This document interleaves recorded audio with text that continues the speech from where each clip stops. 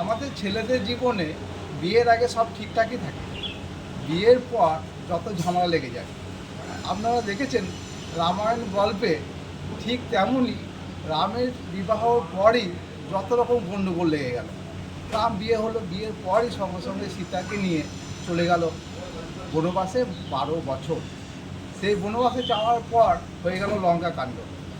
সেই লঙ্কা কাণ্ডতে দেখা গেছে যে সীতাকে যখন রাবণ ধরে নিয়ে গেছিলো, অপহরণ করে দিয়েছিল, সেখানে সীতা যে গাছটির তলায় ছিলেন আপনারা অনেকেই জানেন না, সেই গাছটির নাম অশোক গাছ।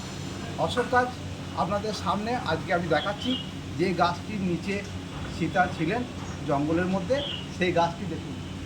ক্যামেরাম্যানের দিকে আসুন, এর পাতাটা দেখাই, দেখতেই পাচ্ছেন এই গাছটি। তো আপনারা দেখুন এবং চিনে রাখুন।